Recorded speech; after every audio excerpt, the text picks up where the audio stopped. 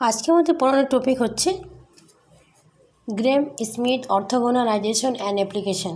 তার আগে আমাদের জানতে হবে যে অর্থগোনাল কমপ্লিমেন্ট কী, অর্থগোনাল কমপ্লিমেন্ট বিষয়টা কী সেটা আগে আমাকে জানতে হবে। অর্থগোনাল কমপ্লিমেন্টের এই ক্ষেত্রে ফার্স্ট আমাকে একটা সেট কনসিডার করতে হবে, সেটা সাবসেটও হতে পারে। যেমন হচ্ছে ডাব্লু, এটাকে আমরা সেট অর সাবসেট নিতে পারি, তাই তো। ডাব্লুটা সেট বা সাবসেট দুটোই হতে পারে।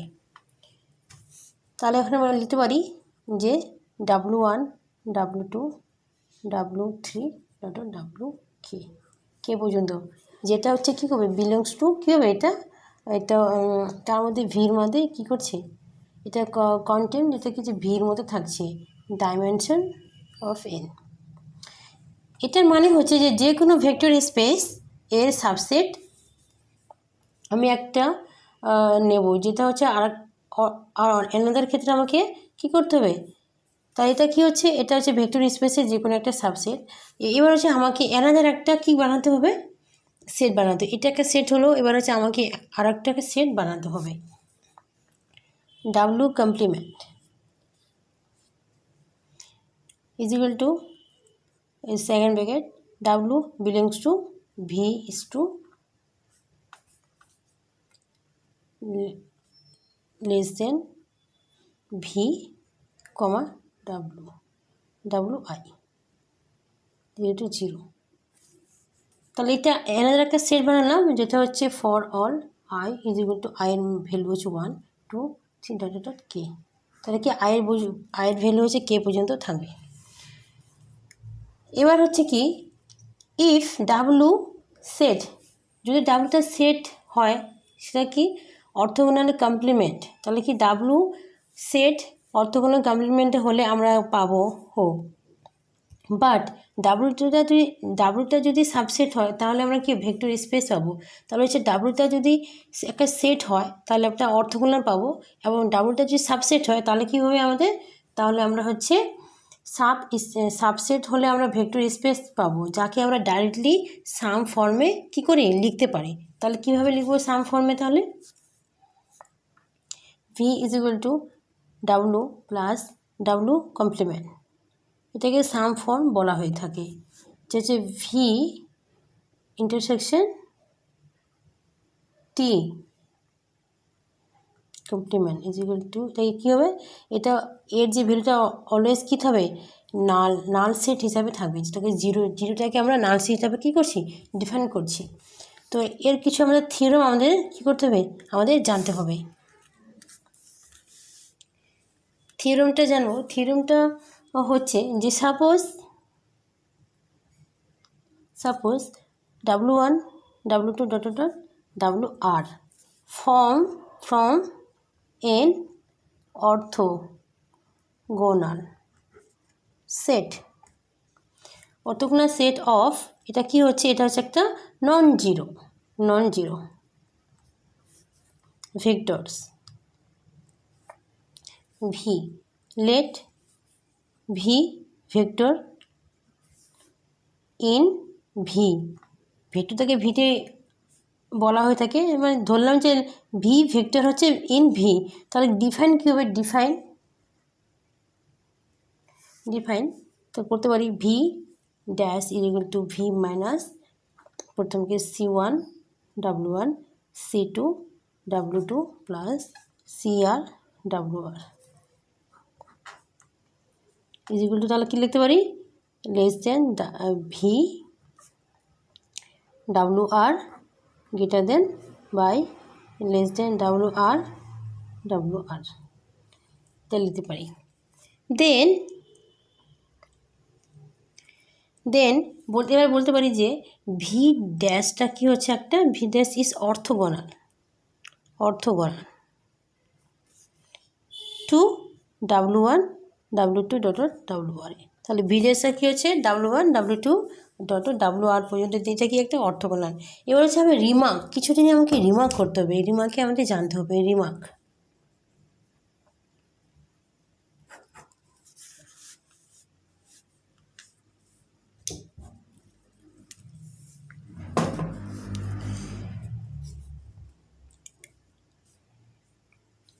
রিমাকে জানবো যে পার্টিকুলার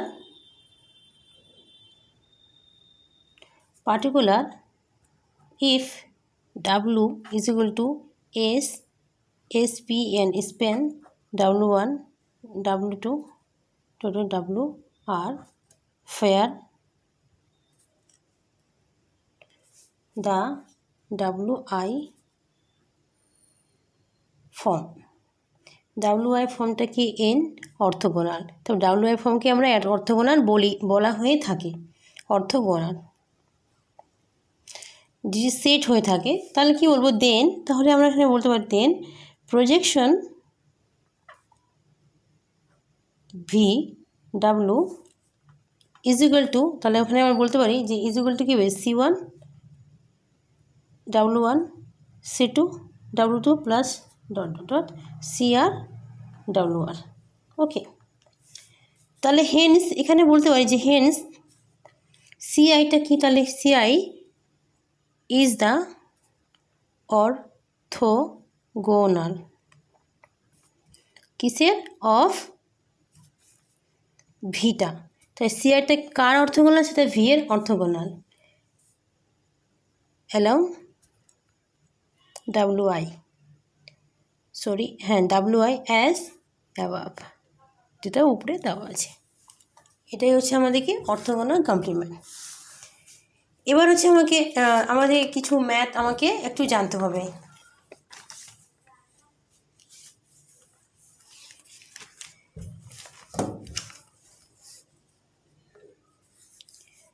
কিছু এর রিলেটেড কিছু ম্যাথ আমরা এখন একটু জানব।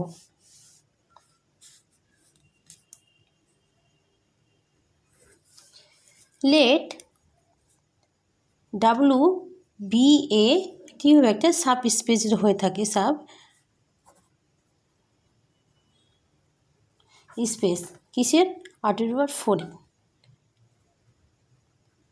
স্প্যান বাই ভেক্টর 1 1, এটা দেওয়া আছে, আর দেওয়া আছে এখানে 0 0 1 -1। দেন ফাইন্ড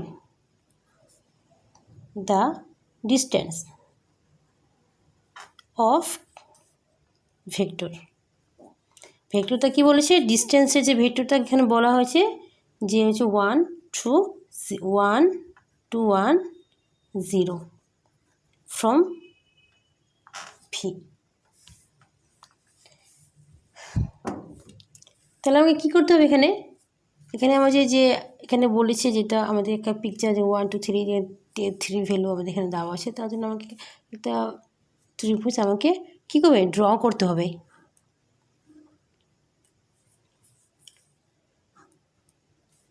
এটা হচ্ছে ভি বরাবর কি, এটা প্রজেকশন ওকে, ভি বরাবর এটা কি প্রজেকশন।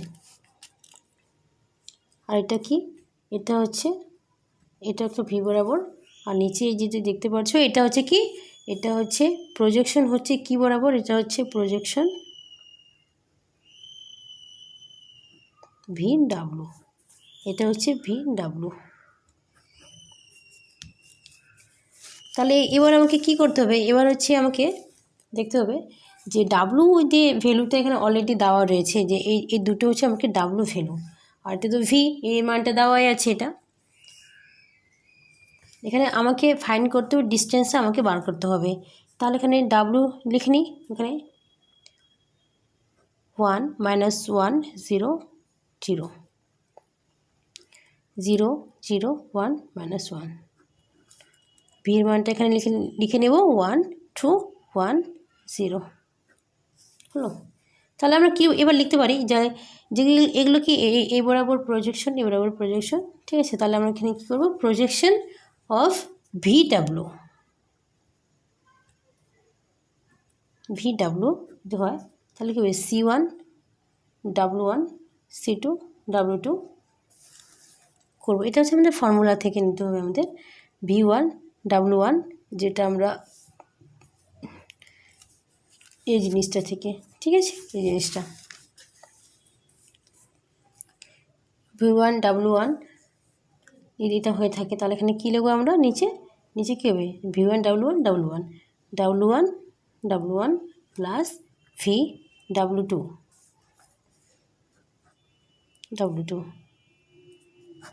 তাহলে এখানে কী হবে V1 W1। তাহলে হচ্ছে এই যে ভি আর ডাব্লিউ এর মধ্যে আমাকে ভ্যালুগুলো বার করতে হবে তাহলে 1 2/2, তাহলে কী হবে মাইনাস, এটা হলো। এবার হচ্ছে 1 - 2 হলো, আর এখানে 2 হাফ হলো। এবার হচ্ছে এই যে আমার যেটা আমার সাম করতে হবে, এখানে কী হবে 1 - 1 0 0 আর প্লাস হাফ 0 0 1 0, দেন হচ্ছে মাইনাস হাফ, এখান থেকে -1 আর হাফ হাফ, তাহলে কী যা আছে 1 0 -0 0 প্লাস 0 0 1 -1, এটা হলো। এবার হচ্ছে এখান থেকে আমাকে অ্যাড করে নেব, এটা আর এটা আমাকে অ্যাড করে নিতে হবে। অ্যাড করে কি দেখতে পারবো। এবার হচ্ছে 1 আসলো, হাফ আসলো, আবার হাফ আসলো, আর এবার হচ্ছে মাইনাস হাফ আসবে। তাহলে এটা আমাদের কী বেরোচ্ছে, এটা আমাদের বেরোচ্ছে প্রজেকশন।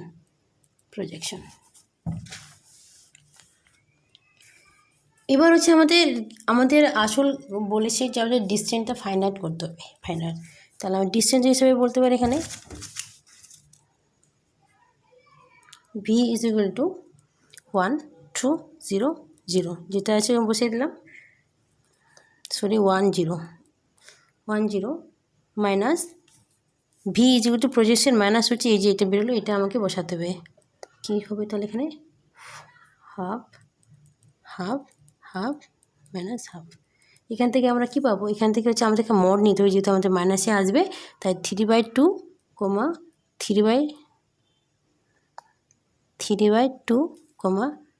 হাফ